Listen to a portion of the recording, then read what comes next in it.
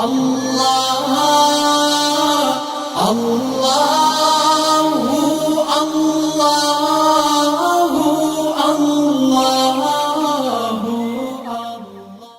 بسم اللہ الرحمن الرحیم۔ رب اشرح لی صدری ویسر لی امری واحلل عقدۃ من لسانی یفقہوا قولی۔ رب زدنی علما رب یسر ولا تعسر وتمم بالخیر۔ ربنا اتمم لنا نورنا واغفر لنا انک علی کل شیء قدیر۔ ابھی ہم سٹارٹ کرنے والے ہیں سورہ آل عمران۔ اس کا نام سورہ آل عمران اس لیے ہے کہ اس میں آل عمران کا ذکر آیا ہے۔ یہ مدنی سورہ ہے اور یہ سورہ خطبوں کی صورت میں میدان عمل میں نازل ہوئی، زندہ اور متحرک انسانوں اور معاشرے پر نازل ہوئی جو اس پر عمل کرتے گئے اور بدلتے گئے۔ اس کے اندر لائیو تبصرہ ہے، ہدایات ہیں۔ اس سورہ کا کچھ حصہ غزوہ بدر کے بعد نازل ہوا اور کچھ حصہ عیسائیوں کے وفد نجران کے مدینہ آنے پر نازل ہوا، جس میں ان کی وہ غلط فہمیاں دور کی گئیں جو حضرت مریم علیہ السلام اور حضرت عیسیٰ کی پیدائش اور بقول ان کے موت سے متعلق تھیں۔ ایک بہت بڑا حصہ غزوہ احد پر تبصرہ ہے اور اس کی روشنی میں آئندہ کے لیے مسلمانوں کے لیے ہدایات دی گئی ہیں۔ بسم اللہ الرحمن الرحیم۔ الف لام میم۔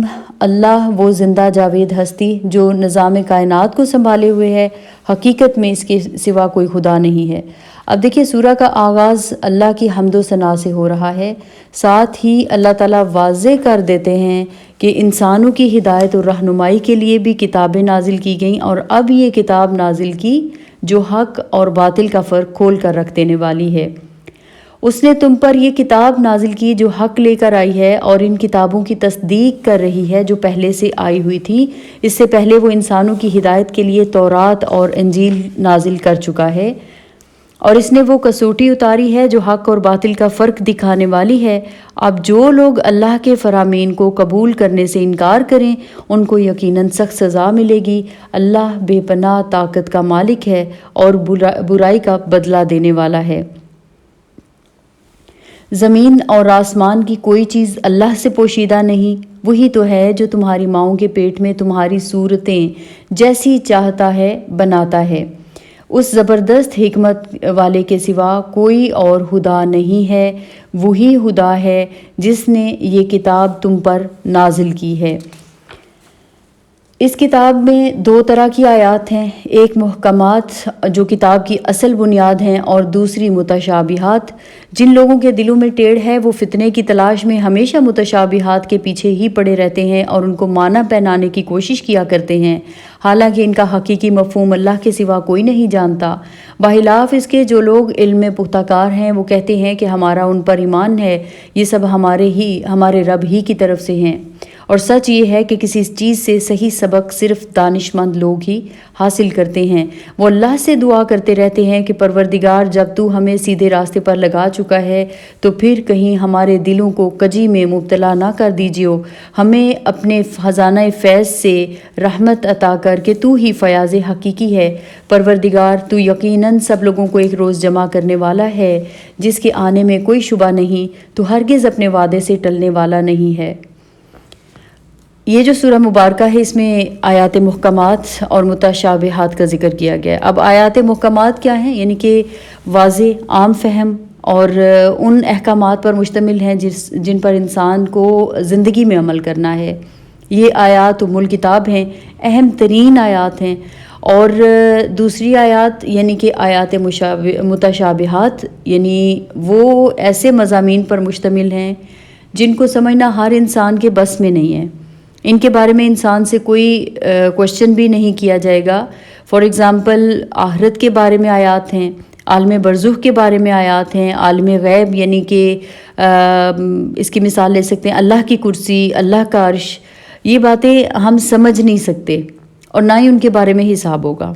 ان پر بحث کرنے کی بجائے ہمیں کیا کرنا ہے کہ محکم آیات پر عمل کرنا چاہیے۔ ان پر بحثیں وہی لوگ کرتے ہیں جو فتنہ پرور ہیں۔ اب بینگ مسلم ایک مومن کا رویہ کیا ہونا چاہیے، ایک مسلم کا رویہ کیا ہونا چاہیے ان آیات کو لے کے، کہ محکم آیات کا علم حاصل کرنا چاہیے، ان پر عمل کرنا، اللہ سے دعا مانگتے رہنا کہ اے رب ہدایت دینے کے بعد ہمارے دلوں کو پھر کجی میں مبتلا نہ کرنا، ہم پر اپنے خزانہ فیض سے رحمت عطا فرما۔ یقیناً تو ہی حقیقی فیاض ہے۔ یہ بہت ہی اہم دعا ہے، بہت امپورٹنٹ دعا ہے، ہمیں سب کو یہ یاد کرنی چاہیے اور اپنی نمازوں میں اور اکثر ہمیں یہ دعا جو ہے نا وہ پڑھتے رہنا چاہیے، اللہ تعالیٰ سے ان الفاظ میں دعا مانگتے رہنا چاہیے۔ اس کے بعد اگلی آیت میں، آیت نمبر 10 میں اللہ تعالیٰ کیا فرما رہے ہیں کہ جن لوگوں نے کفر کا رویہ اختیار کیا ہے انہیں اللہ کے مقابلے میں نہ ان کا مال کچھ کام دے گا نہ اولاد، وہ دوزخ کا ایندھن بن کر رہیں گے، ان کا انجام ویسا ہی ہوگا جیسا فرعون کے ساتھیوں اور ان سے پہلے کے نافرمانوں کا ہو چکا ہے کہ انہوں نے آیات الہی کو جھٹلایا۔ نتیجہ یہ ہوا کہ اللہ نے ان کے گناہوں پر انہیں پکڑ لیا، اور حق یہ ہے کہ اللہ سخت سزا دینے والا ہے۔ بس اے محمد صلی اللہ علیہ وآلہ وسلم، جن لوگوں نے تمہاری دعوت کو قبول کرنے سے انکار کر دیا ہے ان سے کہہ دو کہ قریب ہے وہ وقت جب تم مغلوب ہو جاؤ گے اور جہنم کی طرف ہانکے جاؤ گے، اور جہنم بہت ہی برا ٹھکانہ ہے۔ تمہارے لیے ان دو گروہوں میں ایک نشان عبرت تھا جو بدر میں ایک دوسرے سے نبرد آزما ہوئے، ایک گروہ اللہ کی راہ میں لڑ رہا تھا اور دوسرا گروہ کافر تھا۔ دیکھنے والے بچشمے سر دیکھ رہے تھے کہ کافر گروہ مومن گروہ سے دو چند ہے، مگر نتیجے نے ثابت کر دیا کہ اللہ اپنی فتح اور نصرت سے جس کو چاہتا ہے مدد دیتا ہے۔ دیدہ بینا رکھنے والوں کے لیے اس میں بڑا سبق پوشیدہ ہے۔ اب یہ جو ہے غزوہ بدر کی روشنی میں کفار کو وارننگ دی گئی ہے کہ وہ اپنی حرکتوں سے باز آ جائیں، ورنہ وہ دنیا میں بھی ذلت اٹھائیں گے اور آخرت میں بھی رسوا ہوں گے، جیسا کہ فرعون اور اس سے پہلے لوگوں کا انجام ہوا۔ لوگوں کے لیے مرغوبات نفس، عورتیں، اولاد، سونے چاندی کے ڈھیر، چیدہ گھوڑے، مویشی اور زرعی زمینیں بڑی خوشائند بنا دی گئی ہیں، مگر یہ سب دنیا کی چند روزہ زندگی کے سامان ہیں۔ حقیقت میں جو بہتر ٹھکانہ ہے وہ تو اللہ کے پاس ہے۔ کہو میں تمہیں بتاؤں کہ ان سے زیادہ اچھی چیز کیا ہے؟ جو لوگ تقویٰ کی روش اختیار کریں ان کے لیے ان کے رب کے پاس باغ ہیں جن کے نیچے نہریں بہتی ہوں گی، وہاں انہیں ہمیشگی کی زندگی حاصل ہوگی۔ پاکیزہ زوج ان کے رفیق ہوں گے اور اللہ کی رضا سے وہ سرفراز ہوں گے۔ اللہ اپنے بندوں کے رویے پر گہری نظر رکھتا ہے۔ یہ وہ لوگ ہیں جو کہتے ہیں کہ مالک ہم ایمان لائے، ہماری خطاؤں سے درگزر فرما اور ہمیں آتش دوزخ سے بچا لے۔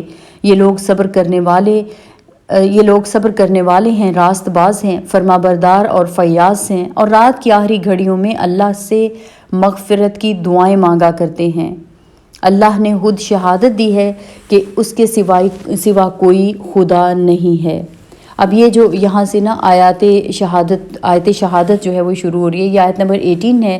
آیت شہادت، اس میں اللہ رب العزت خود گواہی دے رہے ہیں، ملائکہ گواہی دے رہے ہیں، سب علم والے گواہی دے رہے ہیں کہ اللہ نے خود شہادت دی ہے کہ اس کے سوا کوئی خدا نہیں ہے، اور یہی شہادت فرشتوں اور سب اہل علم نے بھی دی ہے۔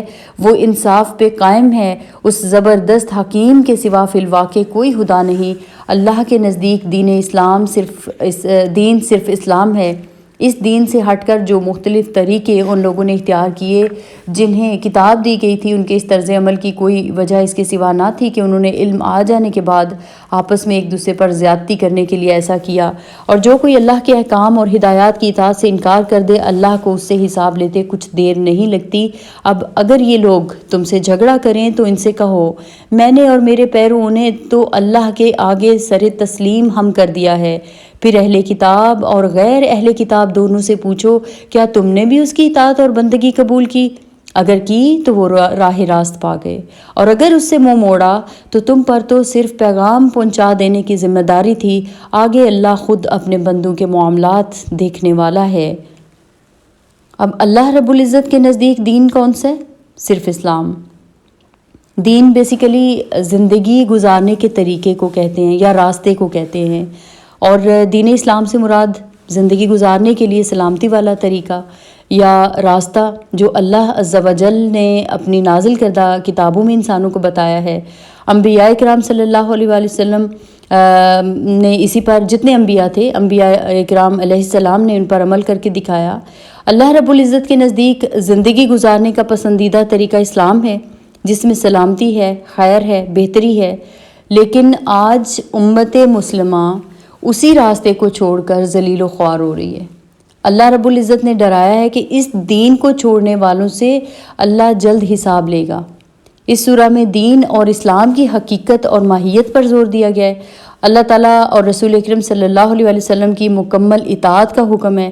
جو لوگ اللہ تعالیٰ کی آیات کا انکار کرتے ہیں، انبیاء علیہ السلام اور نظام عدل کے نفاذ کی بات کرنے والوں سے دشمنی اور قتال کرتے ہیں، تو انہیں سخت عذاب کی بشارت ہے۔ ان لوگوں کے لیے بھی عذاب کی نوید ہے جو کتاب اللہ کو مانتے ہیں لیکن اپنے فیصلے اس کے مطابق نہیں کرتے۔ اللہ تعالیٰ کیا اس بارے میں فرما رہے ہیں کہ تم نے دیکھا نہیں، جو لوگ اللہ کے احکام اور ہدایات کو ماننے سے انکار کرتے ہیں اور اس کے پیغمبروں کو ناحق قتل کرتے ہیں اور ایسے لوگوں کی جان کے درپے ہو جاتے ہیں جو خلق خدا میں سے عدل اور راستی کا حکم دینے کے لیے اٹھیں، ان کو دردناک سزا کی خوشخبری سنا دو۔ اب یہ جو یہاں پہ خوشخبری کا لفظ استعمال ہوا ہے کہ ان کو دردناک سزا کی خوشخبری سنا دو، یہاں پر یہ تنزیہ انداز بیان ہے۔ مطلب کیا ہے؟ اپنے جن کرتوتوں پر آج وہ بہت خوش ہیں اور سمجھ رہے ہیں کہ ہم بہت خوب کام کر رہے ہیں، ہم جو کچھ کر رہے ہیں نا ہم بہت خوب کر رہے ہیں، تو انہیں بتا دو کہ تمہارے ان اعمال کا انجام آخر یہ ہے۔ تو یہ وہ لوگ ہیں جن کے اعمال دنیا اور آخرت دونوں میں ضائع ہو گئے اور ان کا کوئی مددگار نہیں ہے۔ تم نے دیکھا نہیں کہ جن لوگوں کو کتاب کے علم میں سے کچھ حصہ ملا ہے ان کا حال یہ ہے کہ انہیں جب کتاب الہی کی طرف بلایا جاتا ہے تاکہ وہ ان کے درمیان فیصلہ کرے تو ان میں سے ایک فریق اس سے پہلو تہی کرتا ہے اور اس فیصلے کی طرف آنے سے منہ پھیر جاتا ہے۔ ان کا طرز عمل اس وجہ سے ہے کہ وہ کہتے ہیں کہ آتش دوزخ تو ہمیں مس تک نہ کرے گی، اور اگر دوزخ کی سزا ہم کو ملے گی بھی تو بس چند روز۔ ان کے خود ساختہ عقیدوں نے ان کو اپنے دین کے معاملے میں بڑی غلط فہمیوں میں ڈال رکھا ہے، مگر کیا بنے گی ان پر جب ہم انہیں اس روز جمع کریں گے جس کا آنا یقینی ہے۔ اس روز ہر شخص کو اس کی کمائی کا بدلہ پورا پورا دے دیا جائے گا اور کسی پر ظلم نہ ہوگا۔ آگے جو آیات شروع ہو رہی ہیں، آیات ملک، آیت نمبر 26 اور 27، اللہ تعالیٰ کیا فرماتے ہیں کہ کہو، اللہ تعالیٰ فرماتا ہے کہو خدایا ملک کے مالک، تو جسے چاہے حکومت دے اور جس سے چاہے چھین لے، جسے چاہے عزت بخشے اور جس کو چاہے ذلیل کر دے، بھلائی تیرے اختیار میں ہے۔ قل اللہم مالک الملک تؤتی الملک من تشاء وتنزع الملک ممن تشاء وتعز من تشاء وتذل من تشاء بیدک الخیر انک علی کل شیء قدیر۔ جسے چاہے ملک دے، جسے چاہے چھین لے، جسے چاہے عزت بخشے اور جس کو چاہے ذلیل کر دے، بھلائی تیرے اختیار میں ہے، بے شک تو ہر چیز پر قادر ہے۔ رات کو دن میں پروتا ہوا لے آتا ہے اور دن کو رات میں، جاندار میں سے بے جان کو نکالتا ہے اور بے جان میں سے جاندار کو، اور جسے چاہتا ہے بے حساب رزق دیتا ہے۔ یہ جو آیات الملک ہیں جس میں بتایا گیا ہے کہ اللہ جسے چاہے اقتدار دیتا ہے، جس سے چاہے چھین لیتا ہے، اس کی روشنی میں کفار کی دوستی سے منع کیا گیا ہے۔ ایسا کرنے والے سے اللہ تعالیٰ بری ذمہ ہے۔ کیا فرماتا ہے اللہ تعالیٰ کہ مومنین اہل ایمان کو چھوڑ کر کافروں کو اپنا رفیق اور دوست ہرگز نہ بنائیں۔ جو ایسا کرے گا اس کا اللہ سے کوئی تعلق نہیں۔ ہاں یہ معاف ہے کہ تم ان کے ظلم سے بچنے کے لیے بظاہر ایسا طرز عمل اختیار کر جاؤ، مگر اللہ تمہیں اپنے آپ سے ڈراتا ہے اور تمہیں اسی کی طرف پلٹ کر جانا ہے۔ اے نبی، لوگوں کو خبردار کر دو کہ تمہارے دلوں میں جو کچھ ہے اسے ہاں تم چھپاؤ یا ظاہر کرو، اللہ بہرحال اسے جانتا ہے۔ زمین اور آسمان کی کوئی چیز اس کے علم سے باہر نہیں ہے اور اس کا اقتدار ہر چیز پر حاوی ہے۔ وہ دن آنے والا ہے جب ہر نفس اپنے کیے کا پھل حاضر پائے گا، ہاں اس نے بھلائی کی ہو یا برائی۔ اس روز آدمی یہ تمنا کرے گا کہ کاش ابھی یہ دن اس سے بہت دور ہوتا۔ اللہ تمہیں اپنے آپ سے ڈراتا ہے اور وہ اپنے بندوں کا نہایت خیرخواہ ہے، یعنی اللہ کی انتہائی خیرخواہی ہے کہ وہ تمہیں قبل از وقت ایسے اعمال پر متنبہ کر رہا ہے جو تمہارے انجام کی خرابی کے موجب ہو سکتے ہیں۔ اللہ تعالیٰ فرماتا ہے کہ اے نبی صلی اللہ علیہ وآلہ وسلم، لوگوں سے کہہ دو کہ اگر تم حقیقت میں اللہ سے محبت رکھتے ہو تو میری پیروی اختیار کرو، اللہ تم سے محبت کرے گا۔ قل ان کنتم تحبون اللہ فاتبعونی یحببکم اللہ فیغفر لکم ذنوبکم واللہ غفور الرحیم۔ قل اطیعوا اللہ والرسول فإن تولوا فإن اللہ لا يحب الکافرین۔ اور ان سے کہو اللہ اور رسول کی اطاعت قبول کر لو، پھر اگر وہ تمہاری یہ دعوت قبول نہ کریں تو یقیناً یہ ممکن نہیں ہے کہ اللہ ایسے لوگوں سے محبت کرے جو اس کی اور اس کے رسول کی اطاعت سے انکار کرتے ہوں۔ اللہ کی محبت کس کے لیے ہے؟ یہاں پہ ہمیں یہ بہت کلیئرلی بتا دیا گیا ہے ان آیات میں، آیت نمبر 31 اور 32 بہت امپورٹنٹ آیات ہیں یہ۔ پہلی آیت میں بتایا ہے کہ جو لوگ نبی صلی اللہ علیہ وسلم کا اتباع کرتے ہیں، یعنی ان کے اسوہ مبارک پر چلنے کی پوری کوشش کرتے ہیں، وہ اللہ کے محبوب بن جاتے ہیں۔ اور دوسری آیت میں کیا بتایا گیا، کیا حکم دیا گیا ہے؟ اللہ اور رسول صلی اللہ علیہ وسلم کی اطاعت کرو، اگر اطاعت نہیں کرتے تو یہ کفر ہے۔ واضح ہے کہ یہ جو اتباع ہے یہ ہر عمل ویسے ہی کیا جائے گا۔ اتباع بیسیکلی کیا ہے کہ جو بھی عمل کیا جائے وہ بالکل ویسے کیا جائے جیسے نبی صلی اللہ علیہ وسلم نے کیا۔ ہمارا سونا، جاگنا، کھانا پینا، کھانے پینے کا انداز، زندگی کا مشن، دوڑ دھوپ سب ویسی بن جائے۔ اگر ویسے بن جائے تو یہ اعلیٰ درجہ ہے، اور اللہ ایسے لوگوں سے محبت کرتا ہے۔ اطاعت بیسیکلی اس چیز کی ہوتی ہے نا کہ جس کا حکم دیا جائے، اور یہ لازم ہے۔ اور اگر کوئی اطاعت سے منہ موڑتا ہے تو پھر کیا ہوتا ہے؟ وہ کفر میں داخل ہو جاتا ہے۔ اللہ نے آدم اور نوح اور آل ابراہیم اور آل عمران کو تمام دنیا والوں پر ترجیح دے کر اپنی رسالت کے لیے منتخب کیا تھا۔ یہ ایک ایسے سلسلے کے لوگ تھے جو ایک دوسرے کی نسل سے پیدا ہوئے تھے۔ اللہ سب کچھ سنتا اور جانتا ہے۔ اچھا، ایک چیز جو کہ رسول اللہ صلی اللہ علیہ وسلم کی اتباع کے بارے میں اللہ تعالیٰ نے فرمایا، اطیعوا اللہ و اطیعوا الرسول۔ دیکھیے قرآن میں جب کسی چیز کے بارے میں کوئی واضح حکم آ جاتا ہے نا تو وہ کیا چیز ہوتی ہے؟ وہ ہم پر فرض ہو جاتا ہے۔ تو اللہ تعالیٰ نے ان آیات میں کیا وضاحت کی ہے کہ اے لوگو، اللہ سے محبت کرتے ہو تو رسول اللہ صلی اللہ علیہ وسلم کا اتباع کرو، کفار کی پیروی نہ کرو، اللہ تم سے محبت کرے گا۔ لیکن اگر حکم بھی نہیں مانتے پھر جاتے ہو تو اللہ کافروں سے محبت نہیں کرتا۔ آپ دیکھیں، اللہ کی محبت حاصل کرنی ہے نا تو رسول اللہ صلی اللہ علیہ وسلم کا اتباع کرنا ہوگا، کافروں کا اتباع نہیں۔ رسول اللہ صلی اللہ علیہ وسلم کی سنت کا اتباع کرنا ہے۔ اسی چیز میں سلامتی ہے، اسی میں امن اور خوشحالی ہے، اور اللہ تعالیٰ کی محبت بھی صرف اسی سے ملے گی۔ اور پھر اگلی آیات میں آپ دیکھیے براہ راست عیسیٰ علیہ السلام کے پیروکاروں سے خطاب ہے، اور اسی کی روشنی میں پھر ہمارے لیے بھی ہدایات ہیں۔ کیا فرما رہا ہے اللہ تعالیٰ کہ اللہ نے آدم اور نوح اور آل ابراہیم اور آل عمران کو تمام دنیا والوں پر ترجیح دے کر اپنی رسالت کے لیے منتخب کیا تھا۔ یہ ایک سلسلے کے لوگ تھے جو ایک دوسرے کی نسل سے پیدا ہوئے تھے۔ اللہ سب کچھ سنتا اور جانتا ہے۔ وہ اس وقت سن رہا تھا جب عمران کی عورت کہہ رہی تھی، میرے پروردگار، میں اس بچے کو جو میرے پیٹ میں ہے تیری نظر کرتی ہوں، وہ تیرے ہی کام کے لیے وقف ہوگا، میری اس پیشکش کو قبول فرما، تو سننے والا جاننے والا ہے۔ پھر جب وہ بچی اس کے ہاں پیدا ہوئی تو اس نے کہا، مالک میرے ہاں تو لڑکی پیدا ہو گئی ہے، حالانکہ جو کچھ اس نے جنا تھا اللہ کو اس کی خبر تھی، اور لڑکا لڑکی کی طرح نہیں ہوتا۔ خیر، میں نے اس کا نام مریم رکھ دیا ہے، اور میں اسے اور اس کی آئندہ نسل کو شیطان مردود کے فتنے سے تیری پناہ میں دیتی ہوں۔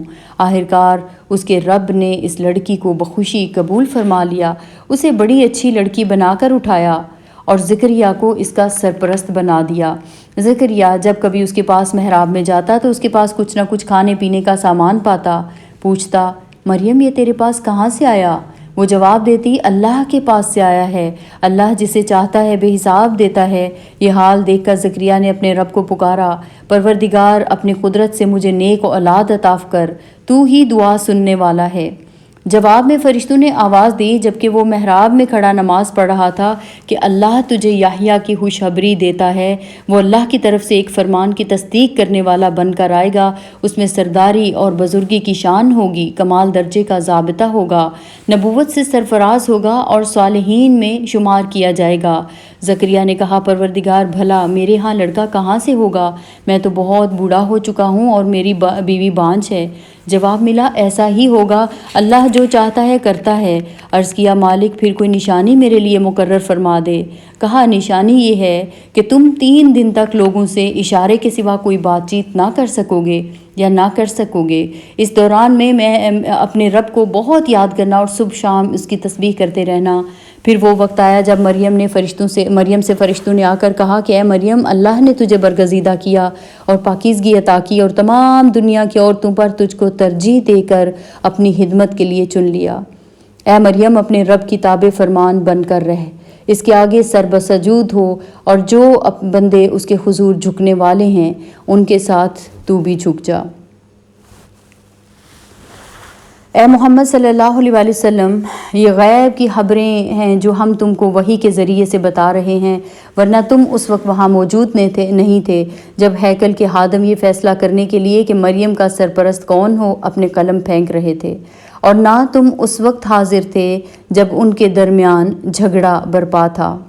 اور جب فرشتوں نے کہا اے مریم، اللہ تجھے اپنے ایک فرمان کی خوشخبری دیتا ہے، اس کا نام مسیح عیسیٰ ابن مریم ہوگا، دنیا اور آخرت میں معزز ہوگا، اللہ کے مقرب بندوں میں شمار کیا جائے گا، لوگوں سے گہوارے میں بھی کلام کرے گا، اور بڑی عمر کو پہنچ کر بھی وہ ایک صالح مرد ہوگا۔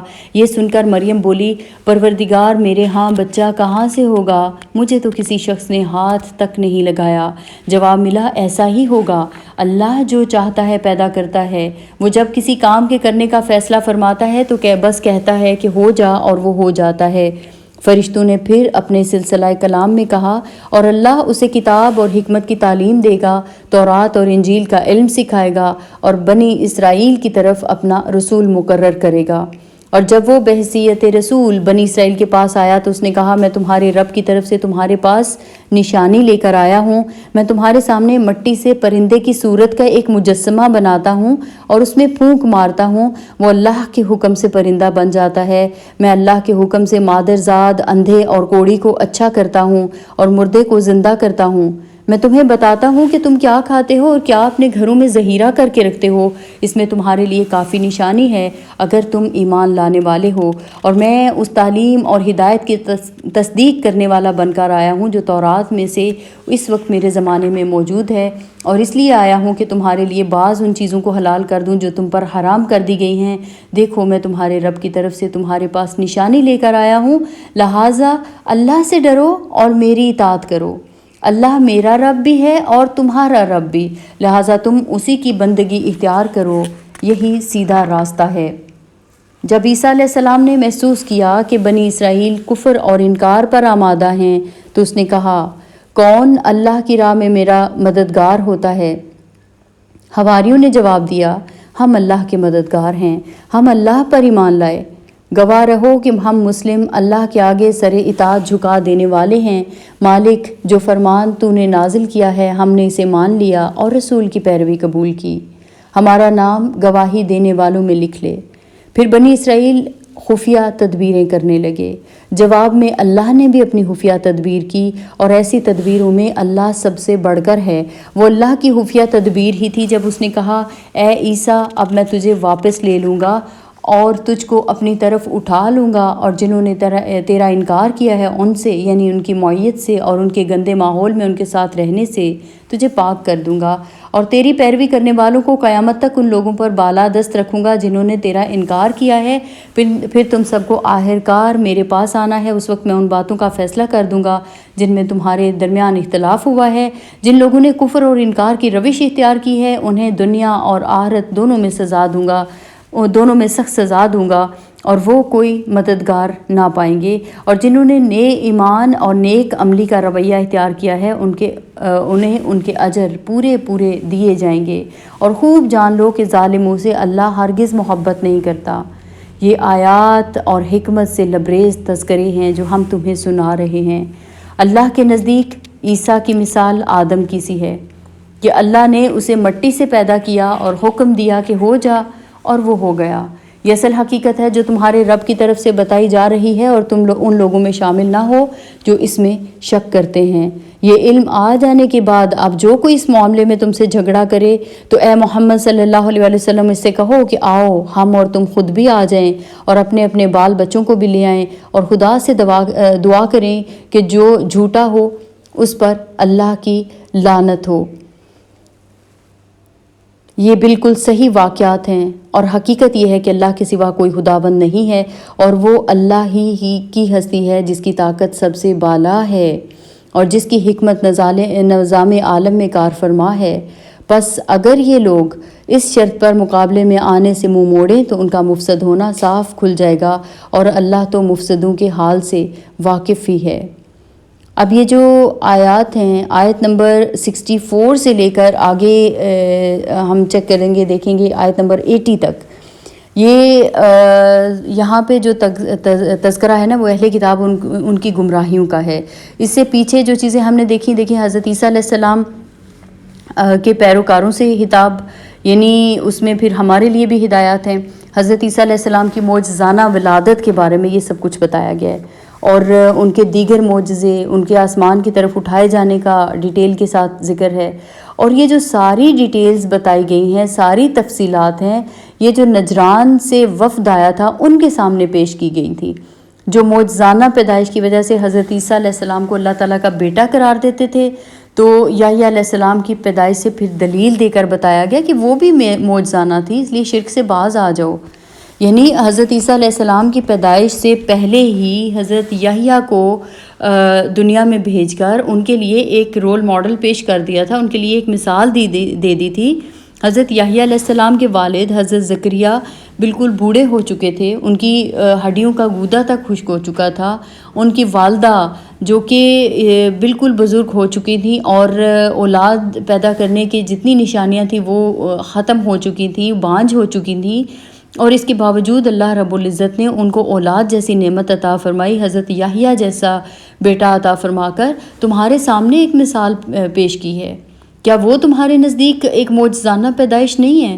پھر اس کے بعد یہاں پہ حضرت آدم علیہ السلام کی پیدائش کا ذکر بتایا ہے کہ حضرت عیسیٰ کو تو اللہ تعالیٰ نے بغیر باپ کے یعنی ماں سے پیدا کیا، لیکن حضرت آدم کی پیدائش میں تمہیں کوئی ایسی چیز نظر نہیں آتی کہ ان کو تو اللہ تعالیٰ نے بغیر باپ اور بغیر ماں کے پیدا کیا۔ اور پھر اس کے بعد یہ جو فیصلے کی صورت یہاں پہ آئی ہے کہ اللہ تعالیٰ نے فرمایا ہے کہ یہ علم آ جانے کے بعد اب جو کوئی اس معاملے میں تم سے جھگڑا کرے تو اے محمد صلی اللہ علیہ وسلم اس سے کہو کہ آؤ ہم اور تم خود بھی آ جائیں، اپنے اپنے بال بچوں کو بھی لے آئیں اور اللہ سے دعا کریں، جو جھوٹا ہو اس پر اللہ کی لعنت ہو۔ تو یہ فیصلے کی یہ صورت پیش کرنے سے دراصل یہ ثابت کرنا مقصود تھا کہ وفد نجران جو ہے جان بوجھ کر ہٹ دھرمی کر رہا ہے، اور اوپر جو ساری باتیں جو تقریر میں بیان کی گئی ہیں ان میں سے کسی کا جواب بھی ان لوگوں کے پاس نہیں تھا۔ مسیحیت کے مختلف عقائد میں سے کسی کے حق میں بھی وہ خود اپنی کتب مقدسہ کی ایسی سند نہیں پاتے تھے جس کی وجہ سے کامل یقین کے ساتھ یہ دعویٰ کر سکتے کہ ان کا جو عقیدہ ہے وہ واقع کے عین مطابق ہے، اور حقیقت اس کے خلاف ہرگز نہیں ہے۔ پھر نبی صلی اللہ علیہ وسلم کی سیرت، آپ صلی اللہ علیہ وسلم کی تعلیم، آپ صلی اللہ علیہ وسلم کے کارناموں کو دیکھ کر اکثر اہل وفد جو ہیں اپنے دلوں میں نبی صلی اللہ علیہ وسلم کی نبوت کے قائل بھی ہو گئے تھے، یا کم از کم اپنے انکار میں پھر وہ متزلزل ہو چکے تھے۔ اس لیے جب ان سے کہا اچھا اگر تمہیں اپنے عقیدے کی صداقت کا پورا یقین ہے تو آؤ ہمارے مقابلے میں دعا کرو، جو جھوٹا ہو اس پر اللہ کی لعنت ہو، تو ان میں سے کوئی بھی اس مقابلے کے لیے تیار نہیں ہوا۔ اس طرح سے یہ بات تمام عربوں کے سامنے کھل گئی کہ نجرانی مسیحیت کے پیشوا اور پادری جن کے تقدس کا سکہ دور دور تک رواں ہے، بیسیکلی ایسے عقائد کا اتباع کر رہے ہیں جن کی صداقت پر خود انہیں بھی کامل اعتماد نہیں ہے۔ اب یہاں سے پھر ایک آگے تیسری تقریر شروع ہو رہی ہے۔ اس کے مضمون پر اگر غور کریں تو پتہ چلتا ہے کہ جنگ بدر اور جنگ احد کے درمیانی دور ہے، لیکن ان تینوں تقاریر کے درمیان مطالب کی ایسی قریبی مناسبت پائی جاتی ہے کہ شروع صورت سے لے کر یہاں تک کسی جگہ ربط جو ہے نا کلام کا وہ ٹوٹتا نظر نہیں آتا۔ تو اسی لیے بعض دفعہ یہ بھی گمان ہوتا ہے کہ یہ جو آیات ہیں نا یہ بھی وفد نجران والی تقریر ہی کے سلسلے میں ہیں۔ بہرحال یہاں سے جو تقریر شروع ہو رہی ہے اس کا انداز صاف بتا رہا ہے کہ اس کے مخاطب یہودی ہیں۔ اللہ تعالیٰ فرماتا ہے کہ اے اہل کتاب آؤ ایک ایسی بات کی طرف جو ہمارے اور تمہارے درمیان یکساں ہے، یہ کہ ہم اللہ کے سوا کسی کی بندگی نہ کریں اور اس کے ساتھ کسی کو شریک نہ ٹھہرائیں، اور ہم میں سے کوئی اللہ کے سوا کسی کو اپنا رب نہ بنا لے۔ اس دعوت کو قبول کرنے سے اگر وہ منہ موڑے تو صاف کہہ دو کہ گواہ رہو ہم تو مسلم صرف اللہ کی بندگی اور اطاعت کرنے والے ہیں۔ اللہ اللہ